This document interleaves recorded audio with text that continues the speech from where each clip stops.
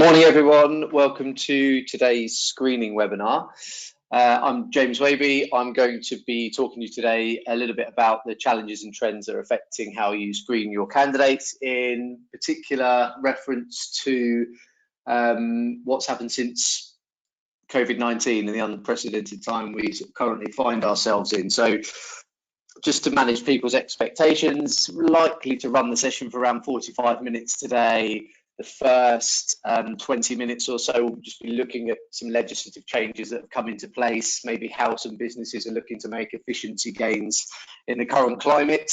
And the last 15 minutes or so, I might actually show some software that we have that a lot of our recruitment agencies are using at the moment to help remotely validate and collect documentations and vet candidates in the current climate. So we should have about 45-minute session here. There is an opportunity to ask questions. There's a chat function, so as we go through, feel free to ask questions on that function, or even pass comment on anything that you see within the presentation. I'll try to answer those as we go through. Anything I miss, I'm sure I'll be able to go through at the end as well. So obviously we are in unprecedented times, as I just mentioned a moment ago. So there's been a lot of recent changes that have come into effect since Covid-19. So to start off with, I'm just going to run through how those have taken effect. Then going to have a bit of a look at some of the challenges we're facing on the whole that's been created by these circumstances, and then jump into the platform itself and maybe talk about how we might be able to make your lives a little bit easier in this current climate. So quite a few changes have come into play, mainly legislatively from people like the DBS, disclosure services, the Home Office around right to work checks. So a lot of these slides look quite wordy, but I'm quite keen for these slides to be circulated and people can then just use this as a reference point to actually refer to and keep up to date with current legislation. So I'm not going to sort of verbatim walk through the words on this slide, but I'll give sort of an overview of some of the changes and how it's affecting most of our customers at the moment. So DBS have made some temporary changes in terms of validating the ID documents that you need to support your DBS process. So a lot of people, you may be aware of this, you may not be aware at all, but it means you can actually now view documents over video link. So scanned images can be used in advance of submitting a DBS check. So you can collate those via email or equally collect them via an app or portals or software like ours to present documents from candidates that can be scanned images now. People are still required to show the originals when they first attend their roles around right to work and around DBS, and retrospectively checking documents will probably come into play once the COVID-19 pandemic, hopefully soon, we come out the back end of it. But at the moment, DBS have loosened up the requirement around having to site check documents face to face. So that's meant a lot of agencies and people have had a bit of an easier time in collecting these documents and reviewing them via video link. They've also offered a fast track service as well. So for those of you who are working in health and social care sectors, there is a fast track emergency services check now. The details, obviously, I'm just showing on the screen here, but it basically means that anyone who is working in relation to the COVID-19 pandemic will have their checks fast-tracked at this current stage. And also, there's a couple of things on there which talk to you about how candidates have to put that in place and talk around the job types that they're working in and put their roles in accurately and the words COVID-19 into the position in order to achieve that. But a lot of the links here will actually resort out to the sites for you to be able to check that directly as well. And that's very similar to Disclosure Scotland as well, where they've actually made it so a lot of critical services like healthcare, key workers in healthcare, pharmaceutical, childcare, social work, prisons, all of their applications for disclosure services are going to be Disclosure Scotland, sorry, are going to be fast tracked at the moment. What that does mean is that a lot of non-critical applications through places like Disclosure Scotland are actually going to be processed with a bit of a delay or been put on hold in some cases. But yeah, if your workers fit into those categories, it will just make sure that their processes are fast tracked. So Disclosure Scotland are also doing a few bits around loosening up their requirements and just helping during this time. So we mentioned right to work. We do quite a lot with the Home Office ourselves and work closely with the policymakers. They've made some temporary adjustments as well during this time, just to assist under these circumstances, where details again are on the screen here, but you can now remotely check documents in the same way that you can with DBS, check these via video link, accept scanned documents, and then having to retrospectively check these. There's certain wording that you're going to then have to required to mark the checks as, things like the individual's contract commenced on certain dates. They were prescribed the right to work was undertaken on a certain date due to COVID-19. So there's going to be stipulations where you have to add this sort of wording for audit purposes, and we are checking people's right to work, and know that you're going to have to be following up those measures probably as soon as we come out of the pandemic. There's going to be an 8-week period where you'll then have to conduct those measures as per the Home Office guidelines previously. What we're all talking about, which might be quite interesting, is whether any of this is going to be a long-term effect on this sort of legislation. Obviously, there's a lot of technology around to work on these types of processes and help, but legislation as it was prior to the pandemic meant that you do have to see people face to face. Still up for debate as to whether this circumstance may be extended any further past this, but at the moment, all of these bodies are basically just saying that these are temporary measures, just while we're in the current climate at the moment. So there is support out there by businesses to work through this, and there's a lot of available information when these slides get circulated for you to use this as a reference point to walk through. And disclosure services, this just lists a little bit more about them on that slide there. So what other current challenges are we seeing? So we're in quite a unique position as a business. As a software company, we focus predominantly on the recruitment sector within our particular division, and it gives us the opportunity to speak to a number of different businesses of various sizes to find out how they're dealing with the current situation. And in particular, in this instance, I'm just talking about this from a screening perspective, and how that's affected companies we're talking to. So there has been a big talent shift. So how we're communicating and engaging with candidates has changed. Everyone at the moment predominantly is home-based. So businesses are having to think of ways to make it easy to interact with them as an agency, to make it easy for candidates to provide them with documentations, to validate documents. Obviously, there's a lot fewer face-to-face interactions. So decisions are having to be made based on receiving scanned documents, talking to people over the phone, which is very different. For some businesses do that a lot anyway. For other businesses, they're used to having people in their office. So it is a challenge for companies to maybe change some operational process to help them to do that. I've had quite a few conversations this week with some of the directors for quite a large UK recruitment business who were really looking into how they could quickly repurpose some of their candidates. So there's a lot of repurposing happening at the moment where people are trying to vet candidates against the new criteria. So you might find that it may be education or teachers who are being repurposed into care roles, key worker roles within delivery, pharmaceuticals. So they've come to us to work with us on how our technology can support them in just quickly vetting and repurposing those candidates to distribute them to a different place. So some of those multi-sector businesses have been able to actually shift their candidates and repurpose them across to different areas.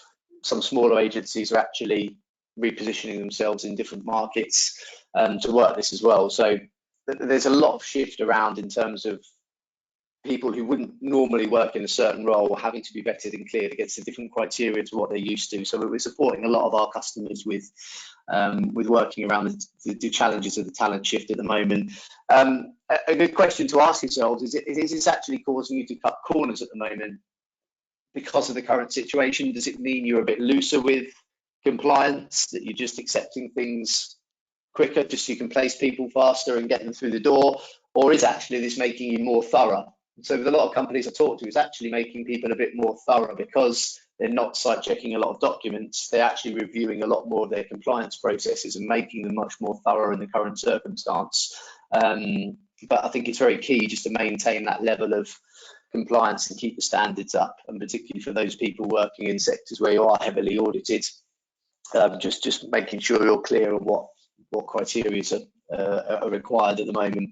So candidates do have a lot more informed choices at the moment. You know, it's still really important to give candidates a very good candidate experience and engage with them as best you can before they get placed by someone else. There are still a lot of roles out there, and candidates are being snapped up quite quickly into roles still. So, you know, the market is still moving. Different sectors, I completely agree, will work in different ways at the moment. But I think what is key is still to get that strong candidate engagement, and just driving that by something different than face-to-face contact at the moment. Through portals, through technology, through conversations, through video, you know, different ways of actually engaging with people is really important at the moment, and actually managing the expectations of different generations. You know, there's a wide workforce at the moment, ranging from millennials to older generations, and all have different expectations of how they want you to engage with them. So to maybe just really make sure that the challenge is that how do you have one process that will actually work for everyone? You probably won't. It's a case of just tailoring your approach to each circumstance, I think, at the moment. Candidates are easy to find at the minute, but it is more competitive to try and push people into roles quickly. What that has meant is that with a lot of agencies I'm talking to, they're actually pushing, and bigger businesses as well, they're pushing a lot of the checks later in the recruitment process. So they may well just be doing basic right to work and using that first 4 to 6 weeks when someone's on site to then do the checks. So that is becoming quite prominent at the moment, where people are sort of putting those checks later back. Obviously, it's quite a big business risk in doing that. I think finding a way to efficiently and quickly vet people earlier on in the process is probably a better way of doing it. But I have seen that creeping recently, where compliance is being pushed back to later on in the process, and that really leads to moving quickly on candidates. That's been common in this marketplace for quite a long time, but I think more so than ever at the moment, it is important to still move quickly on candidates and not prolong processes out and lose candidates in the screening process. So keeping them engaged, making it very clear to them how long a screening process is going to take, getting the accurate data quickly from candidates and turning around the checks as quickly as you can. It is crucial at the moment, and obviously is a challenge in the current climate that we're in. But as well as just having it as a speedy process, you also still need that quality interaction with the candidates. So there's always that debate of how much human interaction versus how much automation is there. And I think it's key that if you have an automation process where you can automate a lot of admin tasks that are quite mundane and easy to do, you actually can free yourself up to have more time with interacting more closely with the candidates and finding out a bit more about them and their needs and their interests. So getting that balance is a challenge for people at the moment around, well, if we are going to automate things to make our lives easier, how do we make sure we're still doing a good job and getting that human interaction? So quite interestingly, a lot of companies are actually using this time to look at how they can become more efficient. And there's 3 key areas that I've picked out here that a lot of the best agencies and companies we work with tend to do these things really well to get efficient processes. So they really understand what they need to screen for, that they're reviewing old policies and not just relying on something that's been around for a long time, and they're looking at automation as well. But I think the key with this, and if you see the figure on the screen there, that 60% of candidates abandon complex online applications, it's fine making change and putting automation and technology in place, but just make sure you get it right, and test it, and don't make it complex, make it quite simple for people, and just keep testing it. Put yourselves through that process, put your colleagues through these processes, and just don't add unnecessary steps in your screening process that aren't actually necessary to your clients. Just streamline those processes is really key. So just on that efficiency game, how do you actually know what to screen for? And it seems really basic, and if people who are listening to this work in compliance, this obviously seems very straightforward, but sometimes just going back over what process have we got in place, what do we actually need to get from candidates is quite a useful task to do at the moment. So obviously for most people, you're going to have to doing identity checks and right to work checks. And again, it's just making sure you're adhering to Home Office regulations, so keeping up to date with what the current temporary guidelines are and what that might look like after the situation as well. But how are you doing those? Can you make them more effectively? Can you use technology to do that? Are you checking passports to see if there are fraudulent documents? Are you using services to check MRZ code checks? Have you looked into technology to see whether it might be able to assist you around that? Criminal and data checks. Do you understand every role that requires these types of checks? Do people in your business and your candidates understand that they have to go through these types of checks and how long they might take? So I think just consider for every single role, just have it mapped out clearly as to what you actually need to put these candidates through, and just make sure that everybody in the process is engaged and aware of that. And the same for qualifications. It's becoming more commonplace now that qualifications are being falsified and can be purchased very easily online. So have you got processes in place just to make sure you're collecting the right qualifications? Referencing. So one of the best ways to get employment history, as people have done for a long time, is to work on referencing. But are you just using it as a tick box exercise? Is there a certain criteria that your client has? Have you been collecting 10 years worth of referencing when your client's criteria might only now be to collect 3 years, 5 years? Have you rechecked that with your client as to what they actually require? There's a lot of tooling out there at the moment and software around referencing. You'll see in our platform the features that we use to automate the reference process. So that's becoming a lot more commonplace at the moment. So if you are finding that references is quite a long and laborious process, definitely worth reviewing that and understanding what you need to do for that. I understand a lot of businesses, particularly recruitment companies, might actually use referencing as a selling tool as well. So if you are doing referencing, are you actually using it as a selling tool? Are there different ways you could look at that within your process? I thought it was always quite useful just to actually put down what a best practice screening process might look like for a client or an agency that we work with. So a lot of the time they do these 5 things very well. So they really just understand what is needed for that particular role. So what checks are actually required? Are they asking for things that they don't actually need, or have they just drilled it down to the core things that are required from the candidates and just asked them for that information? Have they really made it clear for everybody involved in the process what their responsibilities are? So do the recruiters know, do HR know, do the clients know, do the candidates know? Is everyone aware as where they're accountable and what the timeline is for those things? And have you documented a clear policy? I've talked about this a lot previously, but many businesses we go to just don't have a documented policy around this. And they will have documented policies for a lot of other things in their company, but have you actually written down what policies are for this, and just making sure you standardize that across the business? And if something does go wrong, what are the contingency plans? What are the red flags to look out for? So the company's doing this very well, have really clear policies. I'm not talking about pages and pages of documents, but even if it's just a one-pager as to here's what the process is, it makes it a lot clearer to understand if you're then doing it well. Are there technology needs? Have you actually looked at the market to see what technology is out there? Can you make the systems integrate and talk to each other to share this type of compliance data? Can you automate the referencing process, e-sign contracts, validate documents remotely using video technology? Review what's out there in terms of technology, but make sure it's relevant to solving a problem within your business, and just make sure that everybody is involved and very much on board with implementing that technology. I'd say is really important. And also reporting. So what do you actually need to show? What comes out at the back end of collecting all the compliance? Do you use it for audit purposes? Do you just hold that information? Is it then client-facing information? Reporting is something that a lot of businesses will talk about, but may well just use Excel spreadsheets or just be pulling information from 5 or 6 different sources. So really figure out what it is you need to report on and for what purpose. And if you have those 5 things in place, I tend to find that's where agencies are most effective at being able to vet sometimes twice as many candidates a week as agencies who don't have this sort of clear structure in.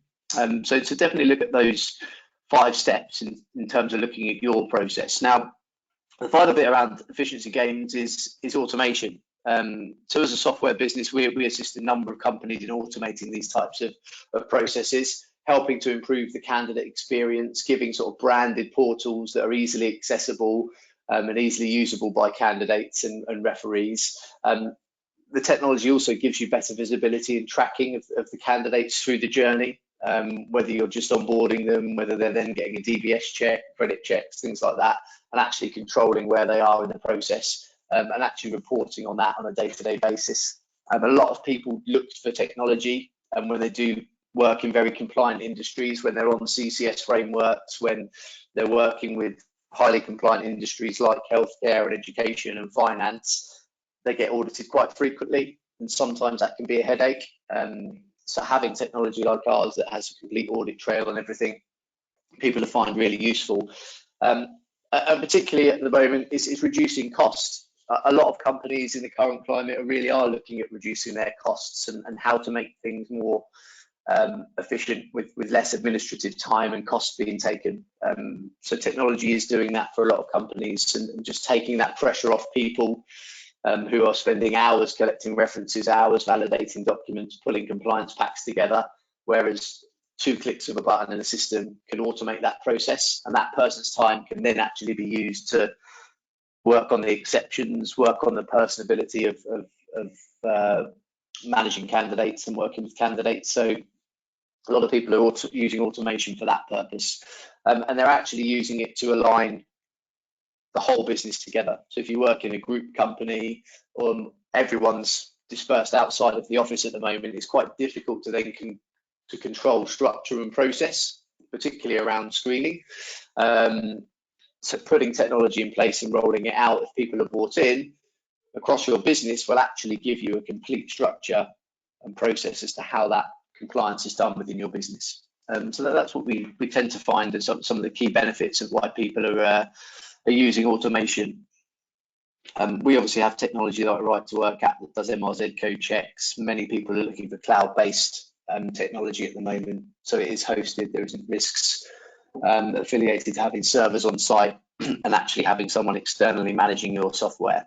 And one of the key things here to pick up on as well is just having automated alerts for things like expiry dates at the moment. So particularly when guidelines have changed, and 8 weeks down the line, you're going to have to recheck somebody once the pandemic finishes for Right to Work documents. If you have a system that is just giving you an action, throwing up on a dashboard to say you need to collect another document or a visa or passport for this particular candidate, having automatic alerts to do that is really useful, as opposed to having to manage it in the calendar or elsewhere. So just on that note, while we're talking about automation, what I'm going to do is actually just jump into some of our technology quickly. And I'm not going to go into an extensive demo here. I'm just going to give 5-10 minutes overview of how our technology works from a screening and compliance perspective to help you to automate that onboarding process and reduce that time to hire. So as you can see on the screen here, we have 2 tools that we tend to work with predominantly within this sector for screening. One of those is the screening portals, which is what I'm going to go into now. But we also have an integrated Right to Work app, which enables people to actively put candidates through a full Right to Work process and ask things like statutory excuse questions, do checks of MRZ codes on passports. But predominantly today, I'm going to focus just on our screening software. So the screening software, the concept is that you have a set of branded portals that could be sent out to a candidate at any point within the recruitment process. PowerPoint isn't playing today, just bear with me. The joys of doing a live session. Just bear with me 2 seconds.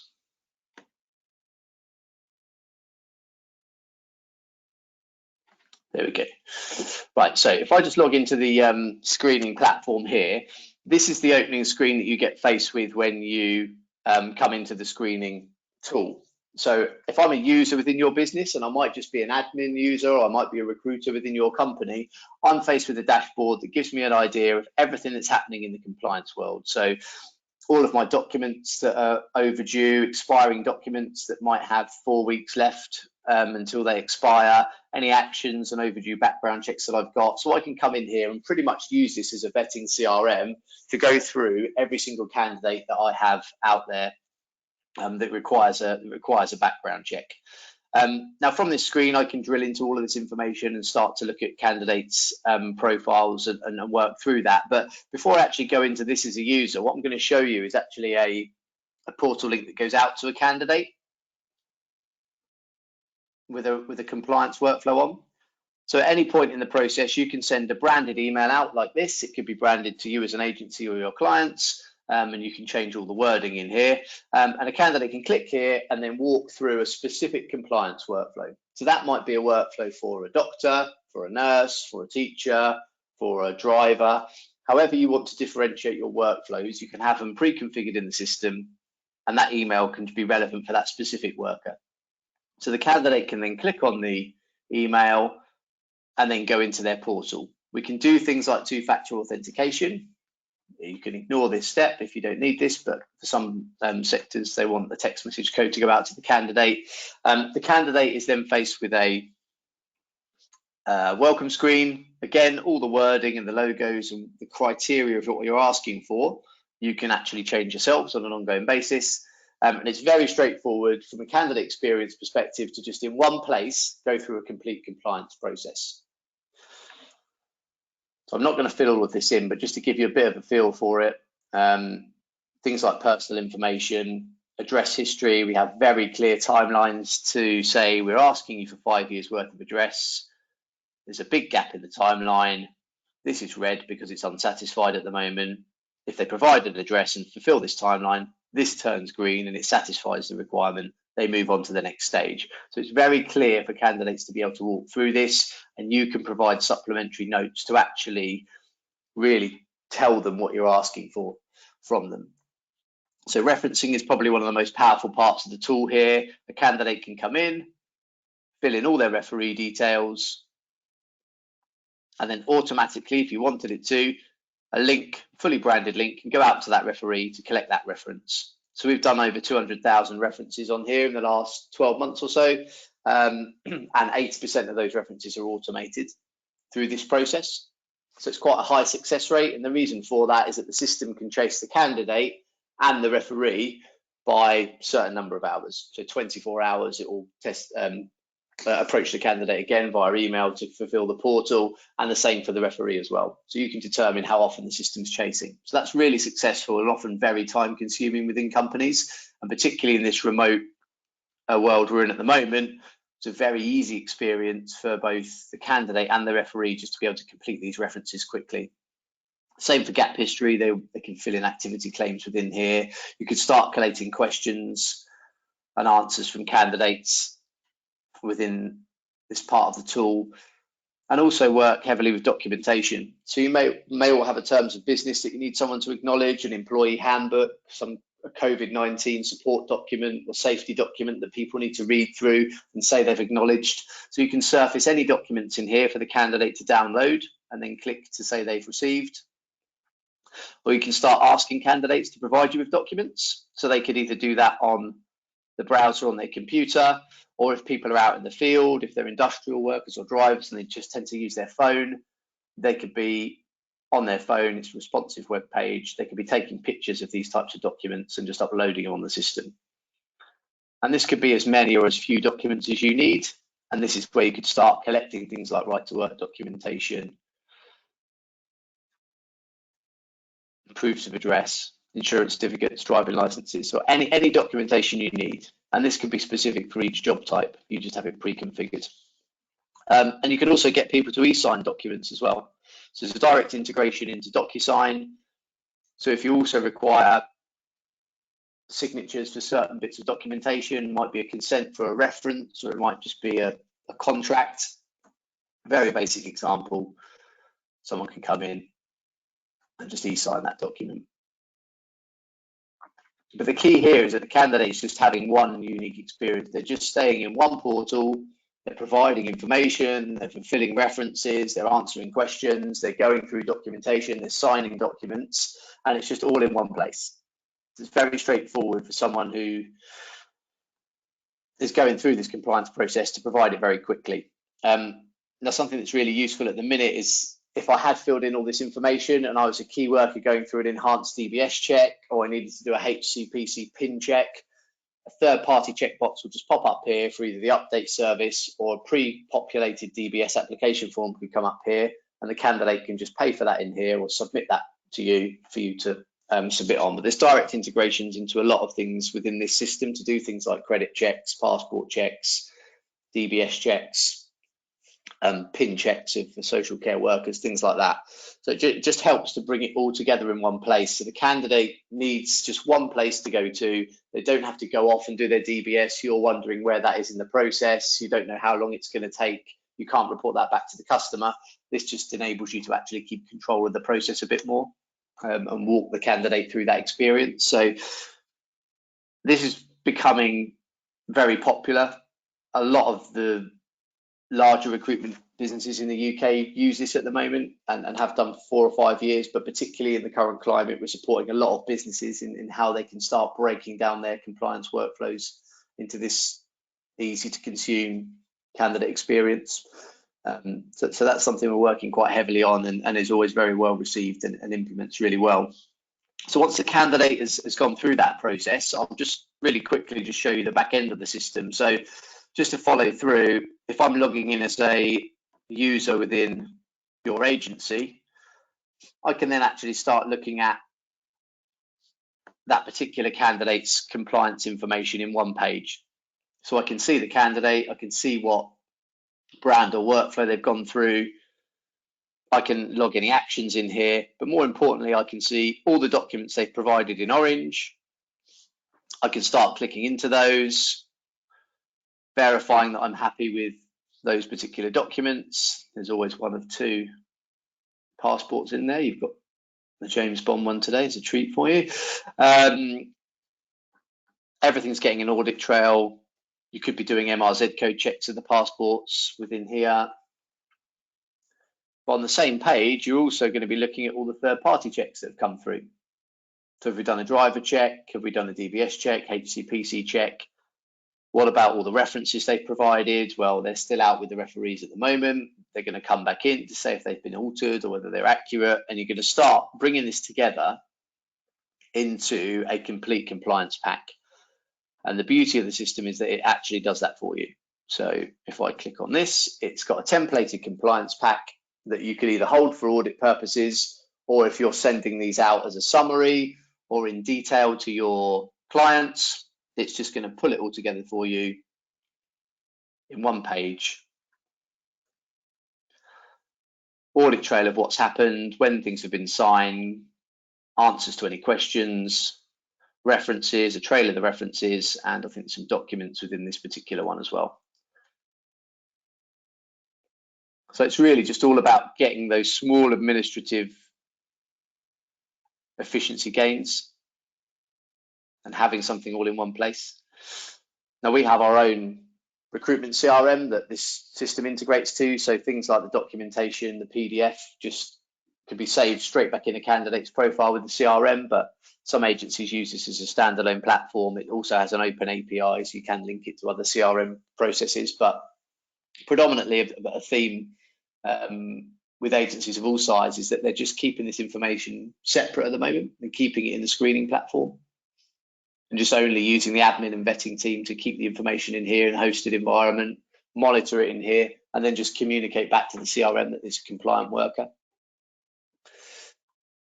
So that's the platform itself. So a lot of people are looking at systems like this to help to automate processes, particularly at the moment, just to help users within your business do things a lot easier, and also candidates. This is sort of crucial in working through that process and helping businesses to do that with technology. That was all I planned to show from a CRM perspective. What I'm just going to do now is try and go back to the PowerPoint that we just lost for a second. So just bear with me 2 seconds and I'll reload up the PowerPoint. Just hold on a second.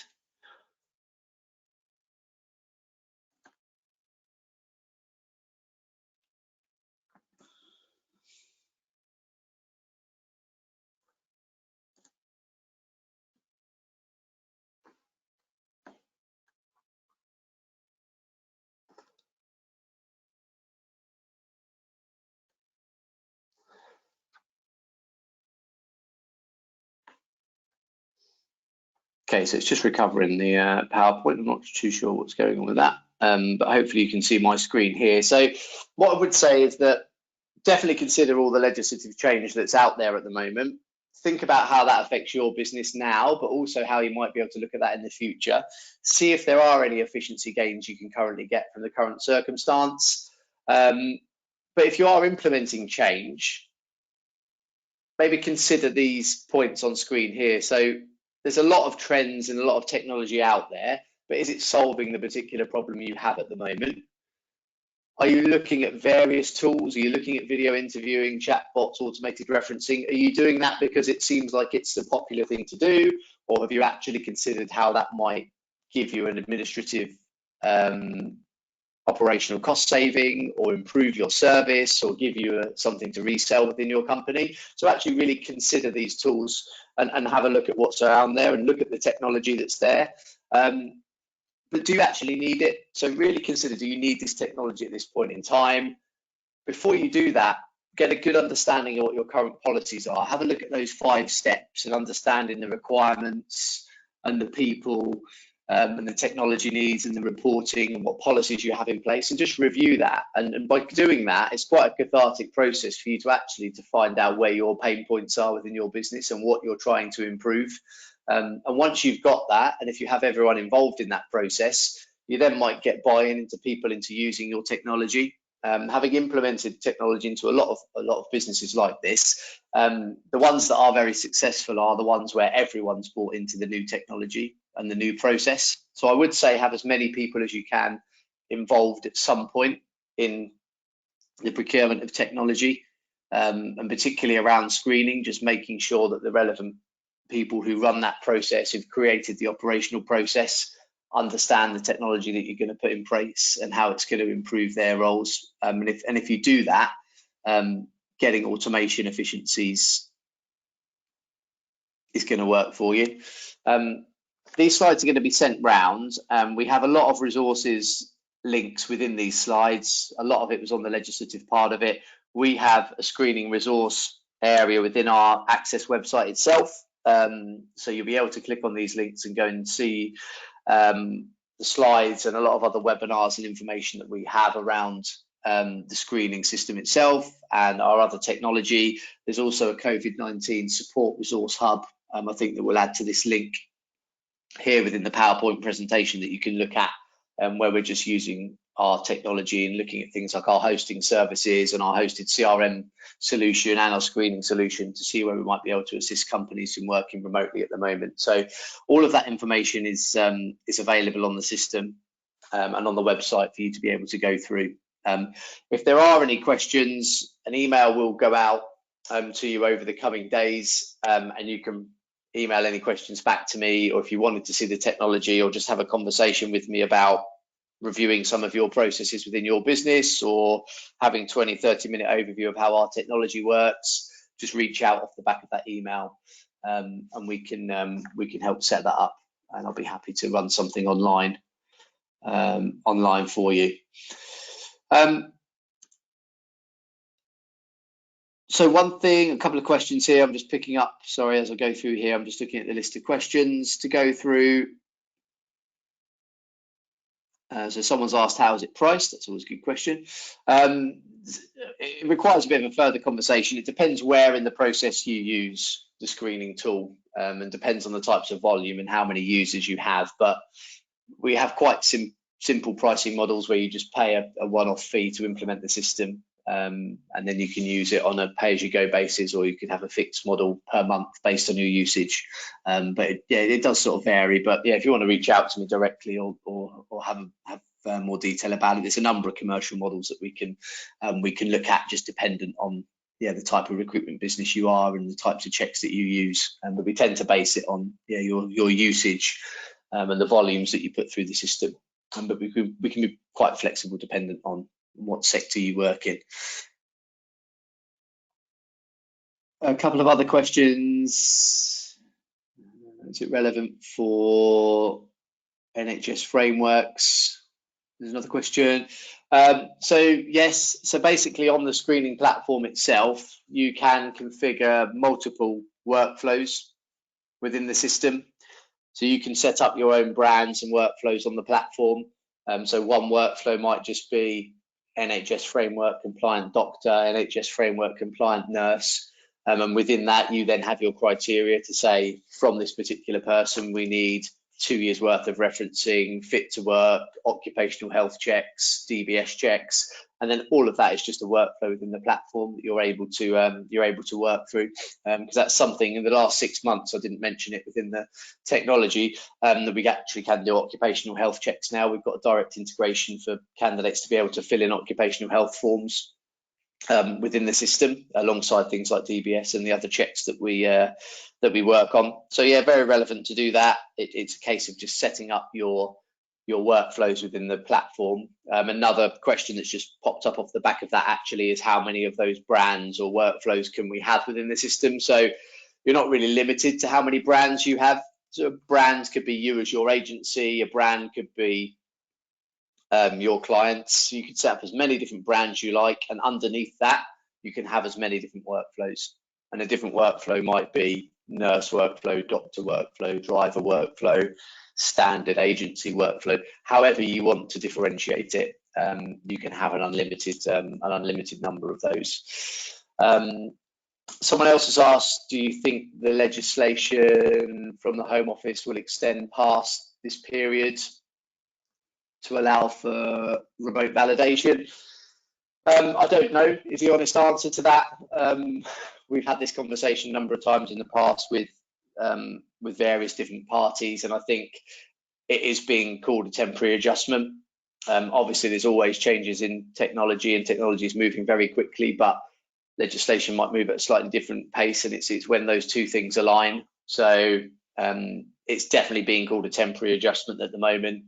How far away it might be to that changing, or if it ever will, I'm unsure about at the moment. But yeah, definitely it's proving very useful, that loosening in restriction at the minute, to be able to remotely validate and do video links to collect that documentation at the moment. So yeah, it's certainly welcomed at the minute, but I don't think there is a concrete answer to whether that will be extended further past the time. But I mean, I'd just keep up to speed with what the Home Office guidelines are. We tend to send out that sort of information if there's any big changes on LinkedIn or on our website. But yeah, definitely look at some of the links within this presentation and just keep track of the changes that might happen, and adjusting your operational processes accordingly.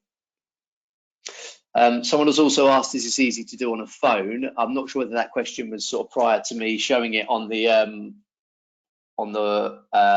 portals, but it's a responsive web page. So whether you're on a iPad or mobile phone, whether you're using it on a browser or on your laptop, it's very straightforward to use it on that. Some of our best feedback is from a candidate experience perspective, is that it is very easy to use on multiple devices. And I think that is the key at the moment. We all spend our time on the phone, more so on laptops, I suppose, at the moment when you're around the house. But as soon as we're out and about again, most people will be doing this sort of thing on the phone. The usage is quite high for people completing references, providing documentation, taking pictures on their phone.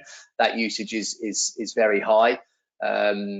More so, I think, over the last few months, as I've mentioned, people are uploading things onto their laptop just because they are in that home environment a lot more at the minute. But yeah, it's definitely very easy to use on the phone. And that we also have our Right to Work app, which is something that is very relevant to be able to use on your on any device, whether it's Android or iPhones. It's pretty easy to use. I think that's it in terms of questions. If anyone does have anything else they want to ask, just fire an email back over to us. All of this information will be sent back round. We're at the 45-minute point now, so if you had scheduled this in for an hour, you can have 15 minutes back, and I would strongly advise it's good to get outside, get some fresh air, take a break, spend 15 minutes with your family, because I think that's quite important to do that thing, to not be too tied to our desk on a day-to-day basis. So I'll give you that 15 minutes and let you decide what you want to do with it. But hopefully you found that useful. Look out for some more of the webinars that we're going to start doing around this, and some later updates, hopefully with some more changes shortly over the coming months. But yeah, I hope everyone stays safe and well, and I hope you enjoyed the session today. Thanks for attending.